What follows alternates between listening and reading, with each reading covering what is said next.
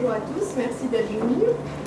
Donc, je vais commencer cet atelier par vous raconter une métaphore que vous pouvez écouter en gardant les yeux ouverts, bien concentrés, ou bien au contraire en fermant les yeux et en vous installant un peu plus confortablement sur votre siège. Kong Long demanda au prince deux mots de veille. J'ai étudié dans ma jeunesse la voie des anciens rois. J'ai compris en quoi consiste une conduite bienveillante et juste. J'ai débattu de l'identique et du différent, du dur et du blanc. J'ai prouvé la justesse de ce que les autres philosophes tenaient pour faux et la fausseté de ce qu'ils tenaient pour juste. J'ai mis en difficulté les tenants de toutes les écoles, j'ai réfuté les arguments de tous mes adversaires et je me croyais invincible. Mais on m'a rapporté des propos de Chuang Tzu et leur étrangeté m'a jeté dans la confusion. Je ne sais si mes arguments ne valent pas les siens ou si mon intelligence est inférieure. Je ne puis plus me prononcer sur rien. Pouvez-vous me dire que faire dans pareil cas?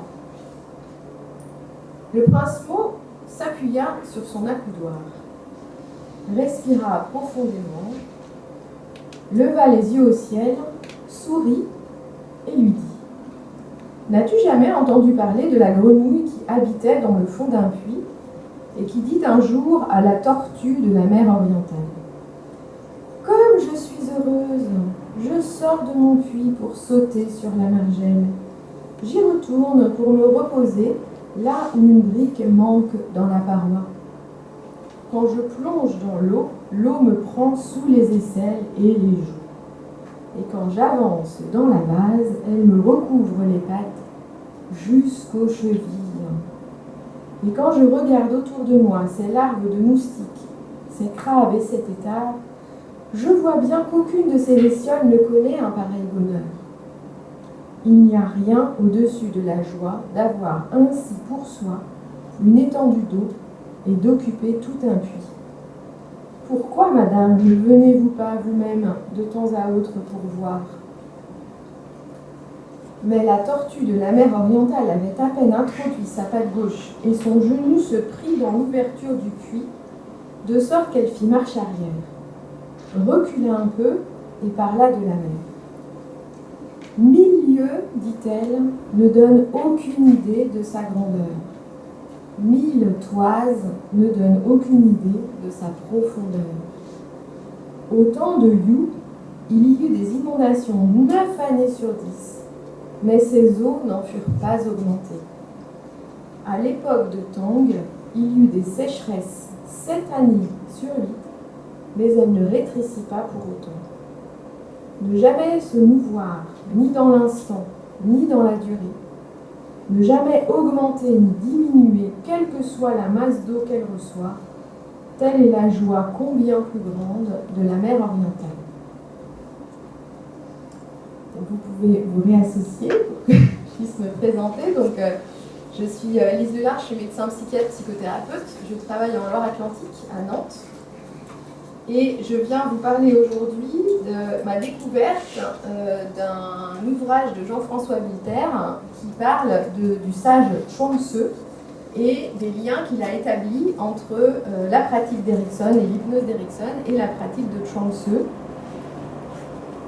Donc, il y a 2 ouvrages notamment, pour ceux qui voudraient aller plus loin, parce que 50 minutes ne suffisent absolument pas à retranscrire le génie intérieur de ces 2 livres.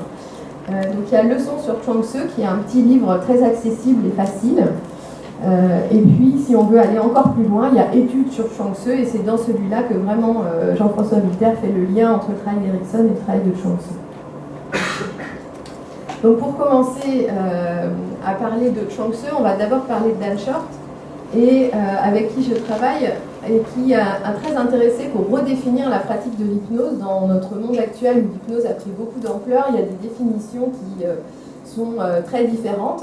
Et j'aime bien revenir au travail de Dan Short qui correspond à la vidéo que vous avez vue. Donc j'avais monté une petite vidéo avec d'abord la musique toute seule, puis après vous avez eu l'image toute seule, et après vous avez eu la musique et l'image.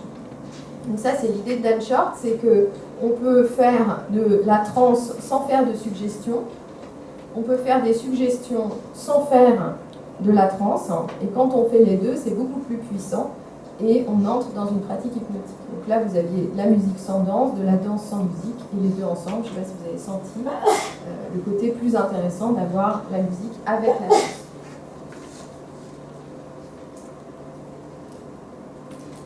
Roxana Erickson, qui est aussi une personne avec qui j'aime beaucoup travailler sur ses définitions de ce que c'est l'hypnose, qui est donc la fille d'Erickson, enfin un des enfants d'Erickson, la 7e sur les 8 enfants. Si vous avez l'occasion de la voir, il faut vraiment vous déplacer. Peut-être qu'il y en a qui l'ont vu là dans la communication vidéo, mais pour des ateliers plus importants en direct quand elle vient en Europe, c'est vraiment très intéressant de travailler avec elle.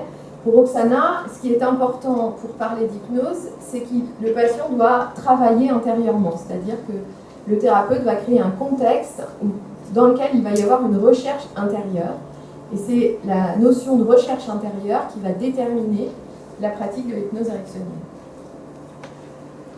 Donc après ces précisions de définition, on va s'intéresser à Chuang Tzu, et dans ce que j'ai compris de l'approche de Chuang Tzu, dans la façon dont Jean-François Bilter, en tout cas, le traduit et en parle, parce qu'il y a énormément de traductions, de traducteurs très différents, et le traducteur de Chuang Tzu prend un parti pris. Donc là, je vous parle du parti pris de Jean-François Bilter, avec lequel je suis vraiment très époustouflée par le travail et la précision de ce qu'il raconte et du lien qu'il fait avec le travail d'Erickson. C'est vraiment un parti pris parce qu'en fait, la traduction d'un texte chinois et la traduction du traducteur, elle est indissociable de l'historique du traducteur et de ce qu'il en explique de son point de vue. Et donc, dans ce qu'on va travailler aujourd'hui, on va surtout parler de la transe. Parce que finalement, Chuang Tzu, de ce que j'ai compris, s'intéresse à la création d'un état de transe. Et après, il n'y a pas toutes ces suggestions thérapeutiques qu'on apprend et que Erickson, lui, a beaucoup plus développé. Donc là, c'est vraiment un atelier sur le phénomène de transe. Et pour en parler, donc on est toujours en difficulté. Le mot le plus tarte à la crème, c'est état de conscience modifié, et ça, c'est vraiment la catastrophe. François Roustance était très énervé contre ce mot, notamment à cause de l'état, parce que, évidemment, et vous le vivez intérieurement, c'est un processus. Ce qu'on vit à l'intérieur de nous quand on change donc de régime d'activité, puisque ce sont les mots qu'emploie Jean-François Bilter pour parler du travail de Chuang Tzu. On change de régime d'activité, il fait la comparaison avec une voiture.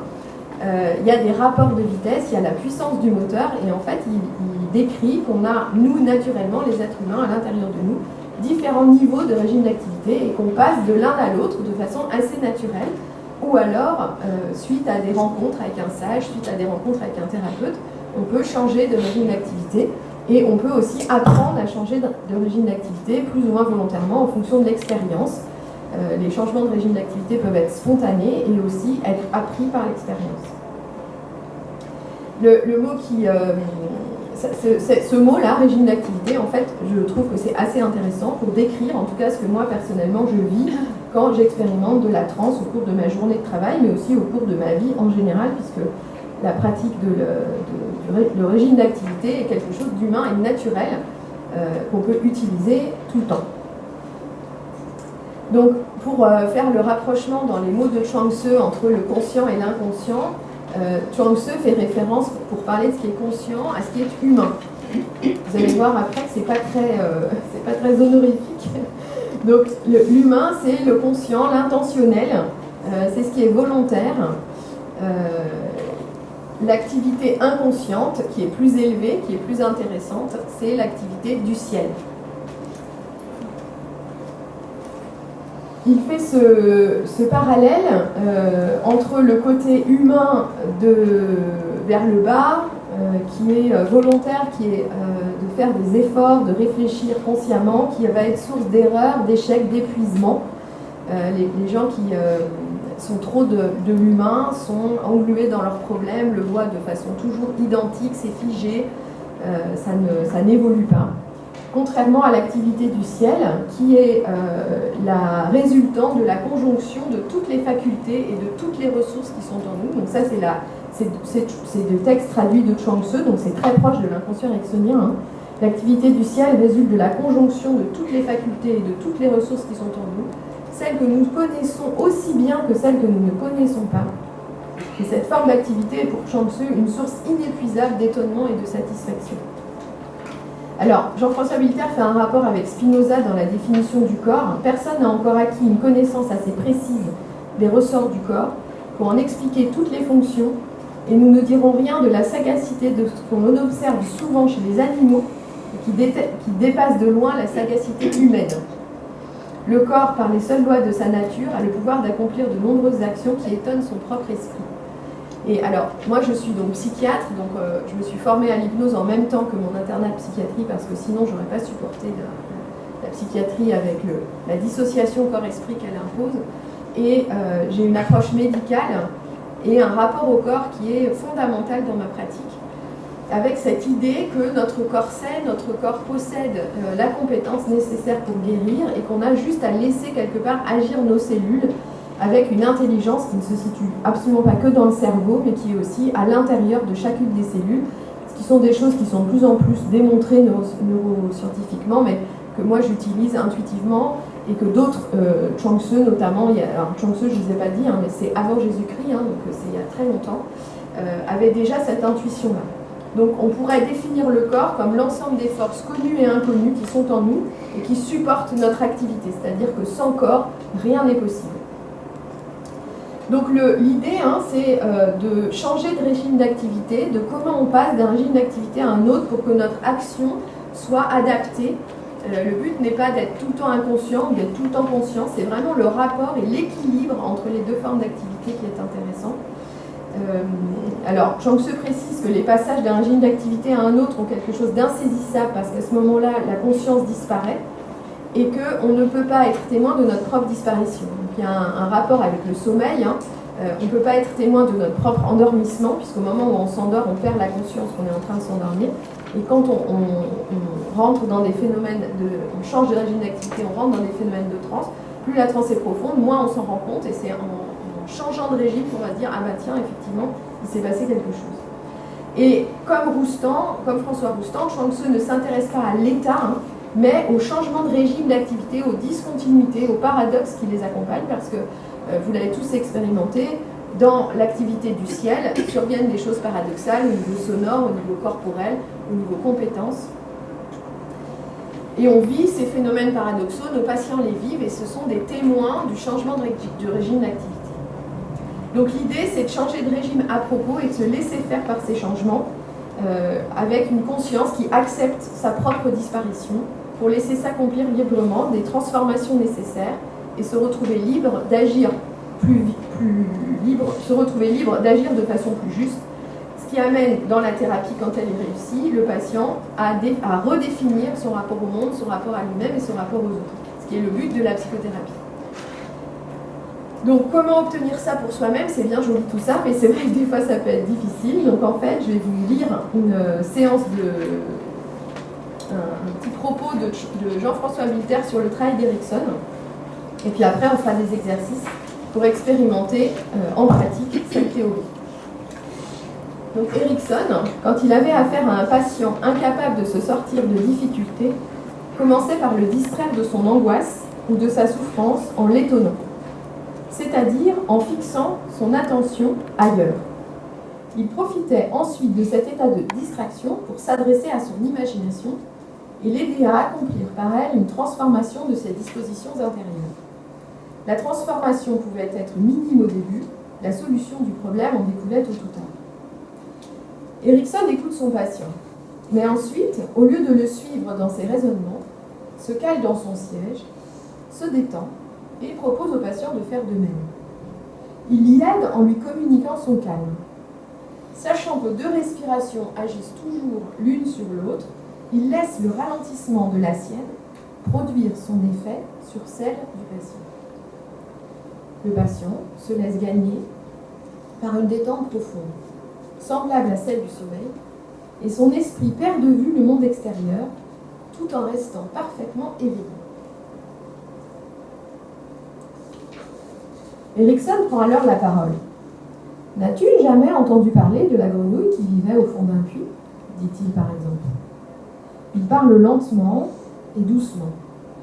Il règle son débit sur le rythme de sa respiration en ménageant des pauses, parfois longues.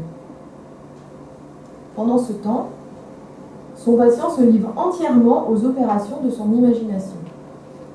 C'est-à-dire qu'il assiste, immobile, au spectacle qui se développe en lui et qui acquiert de ce fait la puissance d'une vision.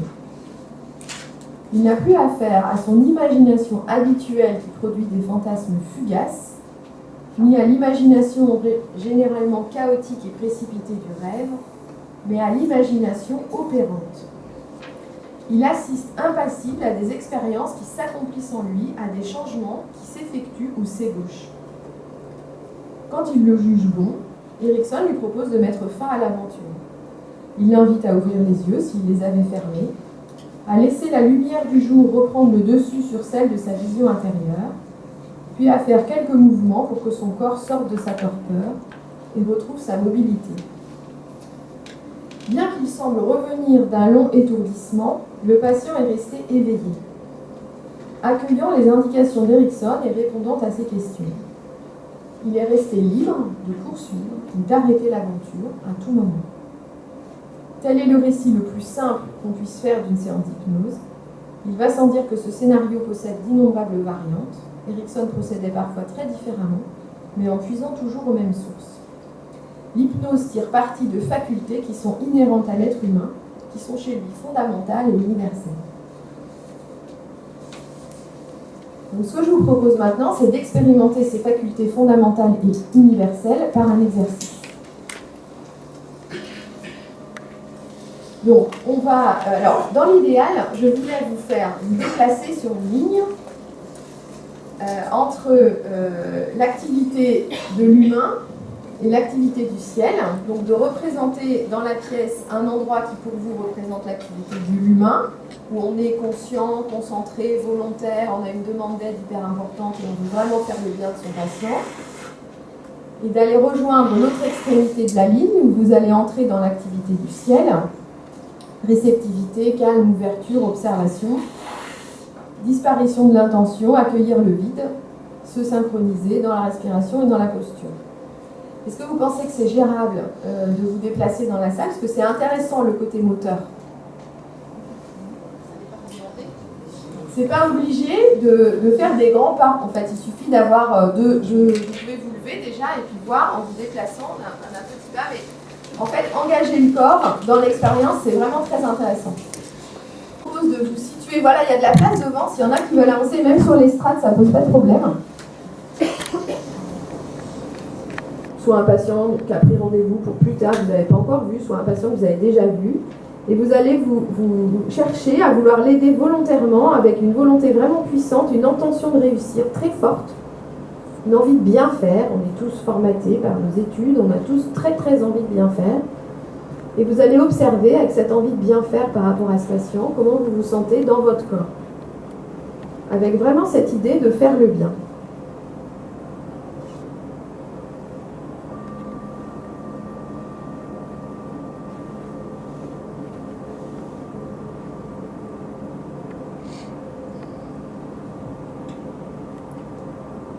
Prenez quelques minutes. Voilà, on peut bouger, hein, bien sûr. On peut se bouger un petit peu physiquement.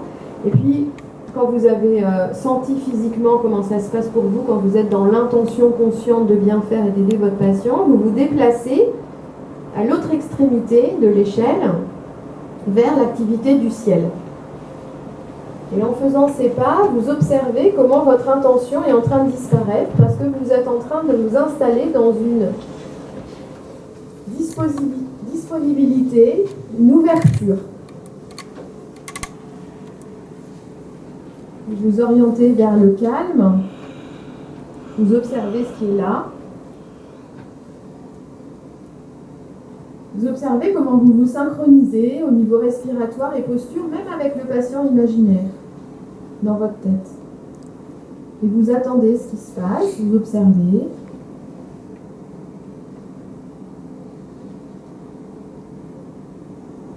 Vous observez comment vous vous sentez dans cette disponibilité la plus totale possible. Alors, c'est important, si sentez que vous n'êtes pas encore complètement calme et disponible, vous faites encore quelques pas, parce que plus vous avancez vers la direction, plus vous vous rapprochez de l'activité du ciel.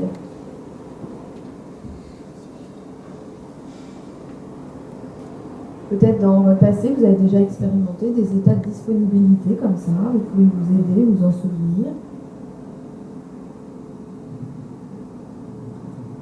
Et vous observez la différence avec tout à l'heure.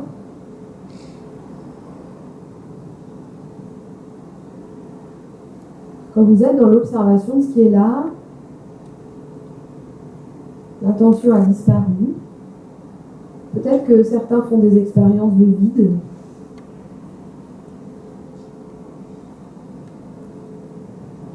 En train d'attendre que quelque chose se passe.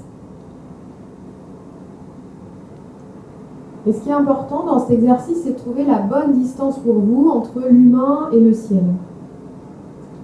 Donc maintenant, vous allez pouvoir vous déplacer de nouveau sur votre propre échelle. C'est auto-référencé, il n'y a aucune bonne solution, aucune bonne posture. Par rapport à tout à l'heure, où est-ce que vous êtes le mieux? À quelle distance de l'humain et du ciel c'est le plus efficace pour vous, pour ce patient?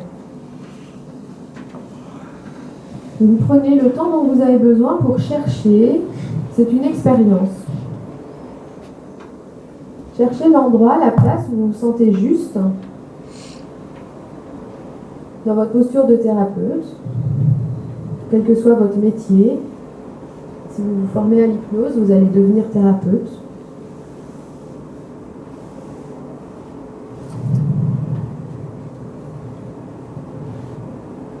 Et vous faites chacun individuellement ce travail intérieur de trouver votre place, la bonne place pour vous.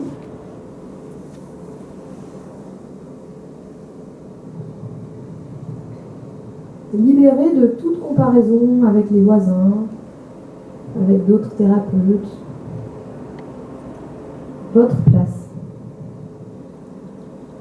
Et quand vous avez trouvé votre place entre l'humain et le ciel, vous pouvez choisir un ancrage, quelque chose qui va vous rappeler que c'est une possibilité de faire ce petit exercice très simplement, trouver votre place. Parce que la place sera peut-être différente à chaque patient. Travail dynamique. Peut-être que chaque patient a besoin d'un intermédiaire différent entre l'humain et le ciel. Peut-être que vous avez besoin d'une place différente à chaque fois. Peut-être ce sera toujours la même, peut-être c'est très bien. Juste se rappeler que je peux choisir ma place entre l'humain et le ciel, choisir mon régime d'activité, adapté à mon activité, à ce que je souhaite faire de ma journée dans mon travail, et aussi l'étendre en dehors de mon travail, en profiter pour utiliser dans ma vie de tous les jours. Et quand j'ai bien tout intégré, chacun individuellement, vous pouvez vous réorienter ici et maintenant et retourner à votre place.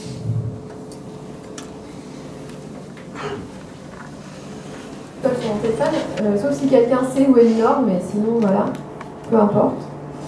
Simplement, vous allez définir votre propre nord et je vais vous dire, au début de l'exercice, vous allez vous placer à l'ouest. Donc, je refais pour... voilà.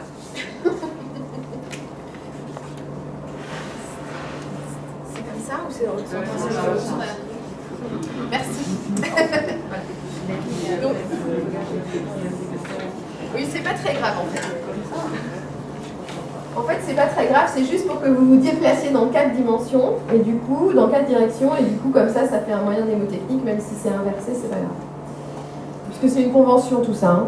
Ça n'existe pas en fait, en vrai. Donc je vais vous demander de vous remettre debout. Et là, vous allez avoir besoin aussi d'un petit peu de place pour faire les 4 déplacements. N'hésitez pas, hein, revenez sur la scène, remettez-vous derrière. Et dans cet exercice, vous allez expérimenter, c'est mon objectif, vous faire expérimenter différents niveaux de réalité.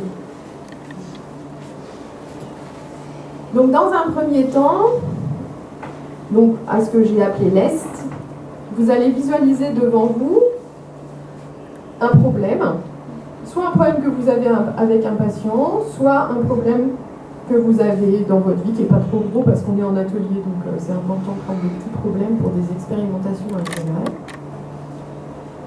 Et si vous prenez pas le problème d'un patient, hein, vous prenez vraiment le problème que vous pose le patient. Si vous voulez en profiter pour travailler un petit peu sur un cas difficile. Et dans un premier temps, ce problème, vous allez le laisser venir devant vous sous une forme imaginaire, une représentation du problème. Et vous allez regarder ce problème comme le font les patients quand ils viennent nous voir. Vous allez le regarder les yeux ouverts, figé, dans une vision externe, avec des mots qui décrivent le problème. Est-ce que c'est une angoisse, un trouble de sommeil? Est-ce qu'un patient qui m'énerve? Est-ce que je suis en colère? Est-ce que j'ai peur? Et vous allez faire l'effort. Alors je sais que si vous êtes thérapeute et que vous êtes expérimenté en hypnose, ça ne va pas être facile, mais je vais vous demander de faire un effort justement pour considérer que les perceptions que vous avez de ce problème sont stables, elles sont extérieures, réelles, objectives. Vous allez vous mettre dans une version de la réalité rigide, que Chuang Tzu appelle être attaché, engagé dans un combat vain contre cette réalité qui est extérieure à vous, contre laquelle vous n'arrivez pas à trouver de solution. Dans un état intérieur de lutte, d'épuisement, je vous demande vraiment de vivre ce que vivent les patients quand ils arrivent en fait. Le monde d'action, votre action sur le monde est nulle, vous n'arrivez pas à faire ce que vous voulez faire, vous êtes fatigué, épuisé, et vous remarquez que plus vous faites d'efforts, moins ça marche. Sinon, ils ne prennent pas rendez-vous. Bon, on ne va peut-être pas trop insister parce que c'est quand même assez désagréable. Donc vous allez traverser la boussole pour aller en face, à l'ouest. Et donc, vous allez faire quelques pas en avant et vous retournez pour pouvoir toujours voir le problème qui est au centre de la boussole.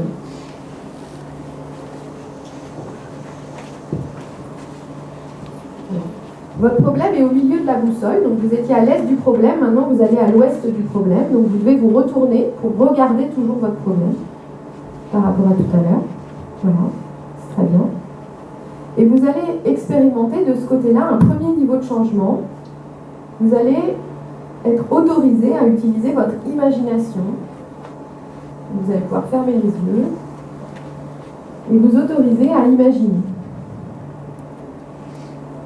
Observez comment les productions visuelles, auditives, kinesthésiques liées à l'imagination peuvent modifier cette réalité qui était tout à l'heure externe. Qu'est-ce qui change dans la représentation de ce problème? Quand vous accueillez la réalité interne. Quand vous commencez à vous rendre compte que les perceptions sont de toute façon toujours imaginaires. Que la réalité externe n'existe pas. Et que chacun lit le monde avec ses propres codes intérieurs. C'est un travail très difficile pour un patient. Commencer à accepter qu'on a tous, j'ai un décodage personnel de la réalité. Et que ce qui m'arrive, c'est ma façon de voir ce qui m'arrive.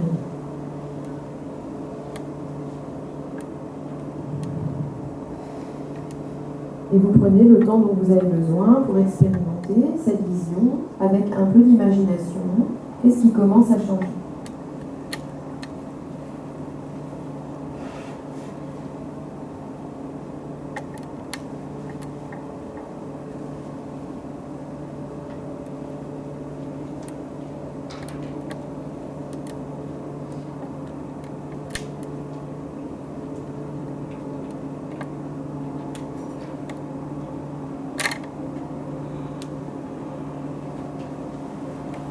Maintenant, vous allez vous déplacer vers le sud.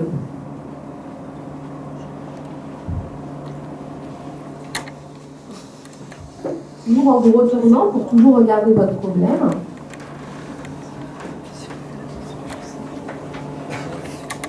Si vous êtes un petit peu désorienté, c'est que vous êtes allé trop vite dans l'exercice et que vous êtes déjà en train de le résoudre et ce n'est pas vraiment un problème. Vous pouvez accueillir la désorientation, c'est que vous êtes rapide. C'est plutôt une bonne chose. Et dans cette posture, Je vous demande de faire une expérience que Teresa Robles a fait faire en grand groupe hier dans la salle plénière et qui est vraiment son savoir-faire. Vous allez expérimenter une vision cosmologique. Vous allez imaginer qu'il existe une force universelle supérieure, une force qui régit les lois de l'univers, que cette force soit la vôtre personnelle, soit comme Teresa, la sagesse de l'univers, soit un Dieu qui existerait ou une force de la nature. C'est personnel. En tout cas, il existe une réalité qui vous dépasse, quel que soit son nom.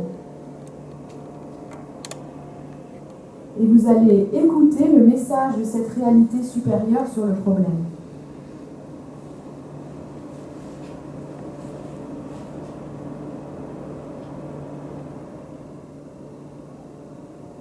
Vous allez observer comment cette réalité supérieure communique avec vous. Est-ce qu'elle communique par des mots? Est-ce qu'elle communique par une sensation physique? Qu'est-ce qui est en train de changer dans votre corps, dans vos sensations, dans vos émotions, alors que cette réalité cosmologique supérieure vient à votre secours, vous envoie un message,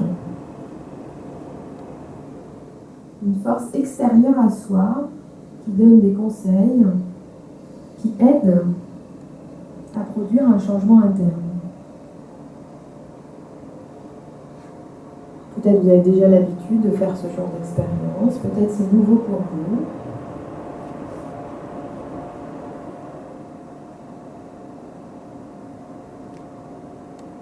Vous accueillez ce qui vient, juste là maintenant, en contact avec cette force supérieure cosmologique, personnelle, quel que soit son nom.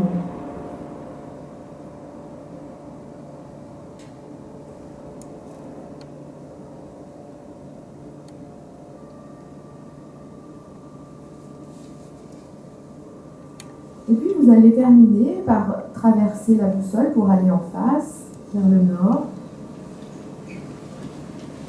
toujours en vous retournant pour faire face à la représentation qui a dû évoluer depuis le début de l'exercice, c'est normal.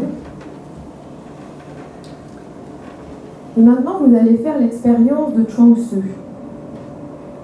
Dans Chuang Tzu, il n'existe pas de force supérieure, tout est en nous. Notre pouvoir créateur est dans notre corps, mon corps qui contient toutes les forces qui sont en moi, toutes les forces dont j'ai besoin. Et je fais l'expérience de ma propre subjectivité en accueillant en moi les ressources internes que je connais et celles que je ne connais pas. J'observe ce qui vient comme dans un état de suspension. Je centre mon attention sur ce que je ressens.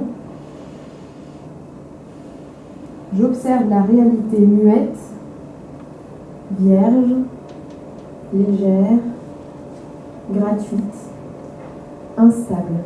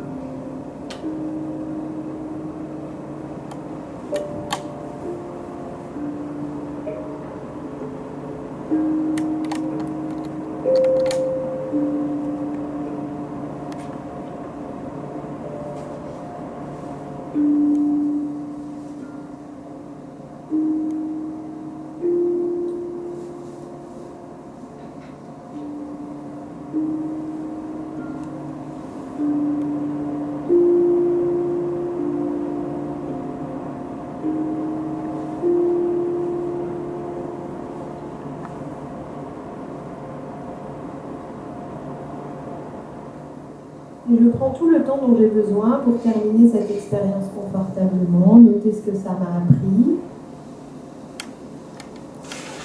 et revenir ici et maintenant à Montpellier, dans cet atelier, me réorienter à mon rythme et retourner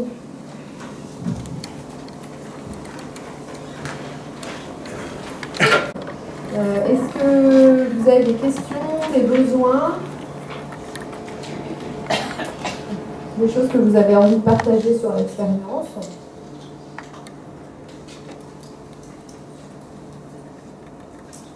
Je crois qu'on n'a pas fait les 4 points cardinaux, j'ai l'impression. On a fait les 4 points. On a fait les 4. Voilà, donc ça c'est très bien, merci. C'est parfait. Vous avez parfaitement fait l'exercice. Donc allez-y, post-it notique. Vous en avez fait combien? Il en manquait un, vous avez eu un raison, il en manquait un. En fait, si vous rentrez dans l'exercice, c'est impossible de suivre. Donc c'est normal en fait. Hein. C'est vraiment, vous avez réussi à changer de régime d'activité. Donc vous avez perdu la notion de ce qui était en train de se passer à l'extérieur en réalité externe. Et vous avez fait un travail intérieur sûrement très adapté à votre problème. Ça va? Vous vous sentez bien? Vous êtes...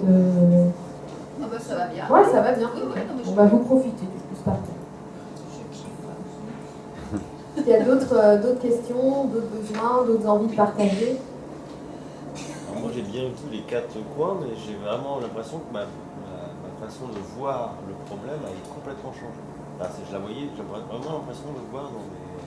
Bah merci, hein, heureusement. Hein. Imagine, tu lèves la main, tu te dis, bah moi, en fait, c'est rien passé, tout est resté exactement pareil. Non, mais même les couleurs, les sensations, oui. à chaque fois. Bah bien sûr, ouais, super, extraordinaire, merci, c'est super. Donc en fait, tu rentres dans le phénomène de transe. Alors là, j'ai fait des suggestions, hein, quand même, d'accord. Et du coup, ton problème évolue. Est-ce que ça a évolué vers une solution, vers quelque chose de plus confortable? Voilà, super. Ouais, ok, bah parfait. Magnifique, merci. Oui. Oui, oui. Est-ce que c'est quelque chose que vous faites avec des patients aussi, ça? Parce que là, on est dans une posture de thérapeute, mais faire évoluer un problème comme on l'a fait pour les points cardinaux. Alors, moi, j'ai qu'une technique, en fait. Je fais toujours la même chose, que j'ai en face de moi des thérapeutes, un congrès, un patient, ma belle-mère ou mes enfants. Je me comporte toujours de la même façon. Donc,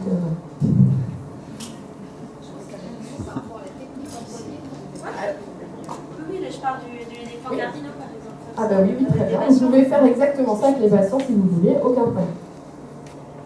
Avec votre belle-mère, c'est vous qui voyez, mais... Est-ce qu'il y a d'autres questions?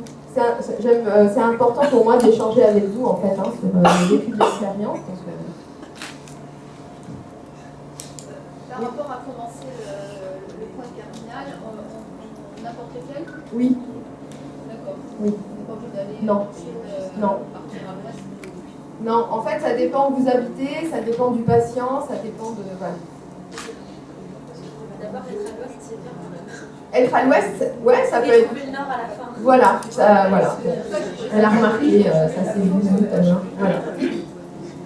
Ça permet de faire des métaphores en fait. Bon, après, on tisse des métaphores avec le patient sur ce dont on a envie.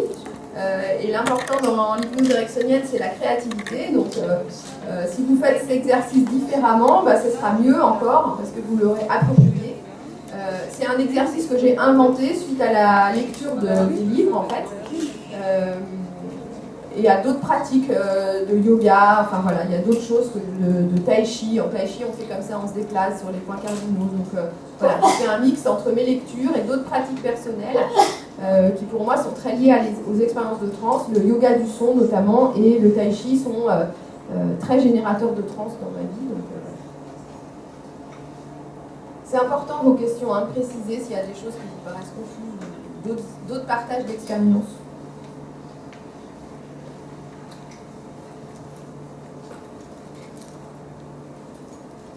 Alors, oui? Oui? Ah oui, bah merci. C'est super. Mais c'est pas grave.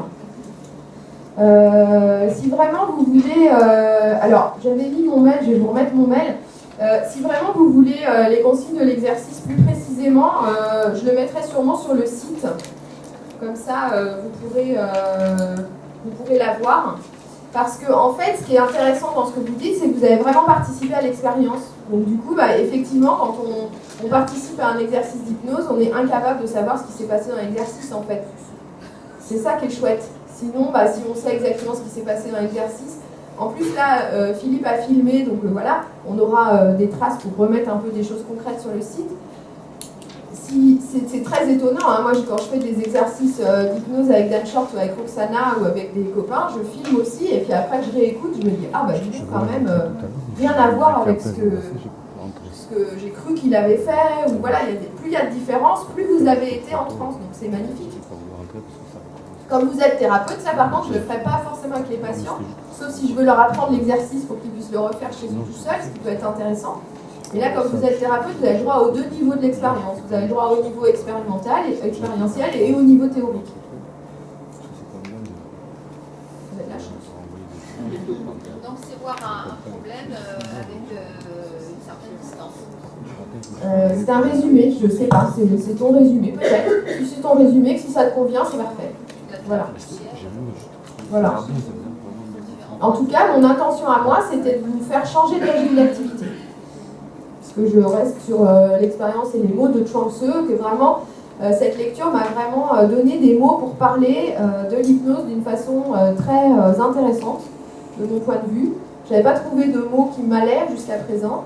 La définition que je préférais, c'était la transe est à la veille, ce que le rêve est au sommeil, de François Roustan. Mais cette notion de régime d'activité, je trouve qu'elle est plus complète et plus intéressante, et qu'elle correspond bien, en tout cas, à ce que moi je vis, avec ces idées de passage, tu accélères un peu et hop, tu changes de régime, parce que si tu accélères et que tu ne changes pas de régime, ton moteur il est en difficulté. Donc voilà. Oui. Alors parlez fort parce qu'il n'y a pas d'autre micro. Donc, oui. C'est moi le oui. Oui. En fait, nous on a pris un problème de patient. Oui. Où il y a de la distance, c'est pas notre problème. Alors, tu as pris le problème que tu avais avec un patient, normalement. Ah, oui, mais en fait, oui. Le problème que j'avais avec un patient, ça c'est vite matérialisé entre son point que n'avait pas raison. Du coup, on poste, là maintenant, en réfléchissant dans la synthèse, je me dis, et si on propose cet exercice au patient de mettre son problème au milieu et de regarder son état? Oui. Oui, pour lui, c'est un gros problème. J'ai pas compris ta question du tout, en fait. Du coup, on fait ce même exercice Oui. de regarder. Oui. Oui. Du point de vue des 4 ans, Oui. Oui. Oui. On peut proposer la même chose au patient. Oui. Ça, c'est la question. On peut proposer la même chose au patient. Oui. Oui. Oui. Regarder. Oui. Voilà. Même avec un patient, tu peux prendre le temps de dessiner le problème, de le construire avec des trucs, et qu'à chaque fois qu'il expérimente les différents points cardinaux, il modifie la représentation concrètement dans le cabinet. Ça dépend à quel point vous êtes investi dans votre cabinet et dans la construction ou pas. Les métaphores agiles, donc ce que je vous ai fait faire, vous déplacer et construire des choses. Alors là, je n'allais pas amener mes 4 sacs de Lego pour que chacun construise, parce que là, ça devenait vraiment compliqué, mais au cabinet, je fais beaucoup ça, faire construire des représentations vraiment aux patients. Ça peut même prendre plusieurs séances. On prend une photo de la représentation et puis on voit, et si on n'a pas fini dans la séance, on fragmente l'exercice en fait, ça pose aucun problème. Des fois, quand le patient revient, le problème s'est résolu, il a continué tout seul. Des fois, il a un peu changé, puis des fois, il est un peu dans l'état où on avait laissé la dernière fois. On reprend là où le patient en est. Est-ce qu'il y a une autre question? Il peut être amené aussi à dessiner, peut-être le patient. Pardon? À dessiner son... Oui, le patient peut dessiner, tout à fait, oui, bien sûr. Et le dessin évolue, oui. Alors après, hein, évidemment, c'est très créatif et vous faites vraiment comme vous voulez. Et vous êtes aussi autorisé à intégrer d'autres techniques que vous avez. On peut le sculpter en bougeant, ceux qui font de la danse, ou le faire en musique, voilà, pour ceux qui utilisent la musique dans leurs ateliers, dans leurs consultations, voilà, c'est très très créatif. Donc j'ai quelques infos à vous transmettre. Du coup, on a, avec l'Institut Milton Erickson de Quimper, on fait venir Dan Short en juin 2019. Alors, Dan Short, c'est vraiment quelqu'un à connaître, qu'on va essayer de faire, qui est déjà venu en France et qu'on va faire revenir par les différents instituts de la Confédération. Donc si vous n'êtes pas, malheureusement pour vous, pas disponible fin juin, il reviendra à d'autres endroits et on essaiera de faire passer l'info parce que c'est vraiment quelqu'un d'extrêmement intéressant. Vous avez l'adresse du site internet, là, du coup, sur lequel vous pourrez trouver des éléments par rapport à la communication. Alors, pas cet après-midi, hein, mais c'est un petit peu de temps pour le faire. Donc, auto-hypnoseintégrative.com. Et puis en dessous, c'est le site de l'Institut Milton Erickson de Quimper qui organise la venue de Dan Short. J'en profite aussi pour... donc en juin, il présentera le jeu qu'il a co-créé. On est une équipe, on a co-créé avec lui, notamment Olivier Garando qui est là, qui a fait les dessins des cartes. Donc en fait, c'est un jeu utilisable en psychothérapie avec des cartes problèmes représentant les 16 problèmes les plus fréquents en psychothérapie. 16 cartes solutions qui représentent les 16 solutions les plus utiles en thérapie. Alors quand je dis les plus utiles, c'est de notre point de vue de l'équipe qui avons travaillé avec Dan Short pour définir les 16 problèmes et les 16 solutions.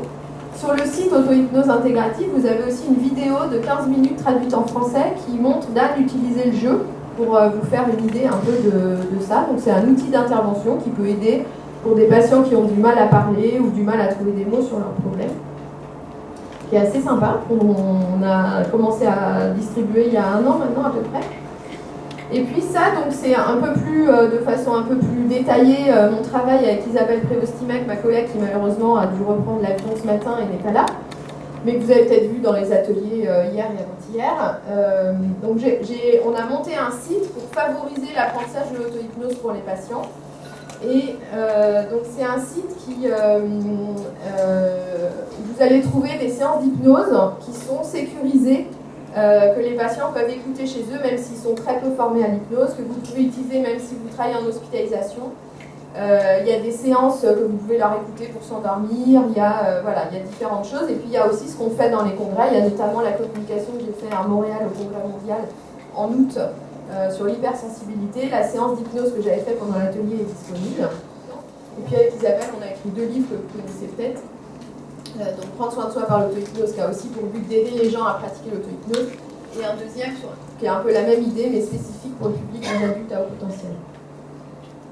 Et en fait, le mail auquel vous pouvez donc me contacter, c'est autohypnose@autohypnoseintégrative.com, et vous avez aussi via le site des formulaires de contact. Donc du coup, c'est assez facile, c'est moi qui réponds à ces mails. Voilà. Donc je vous remercie de votre attention, de votre participation.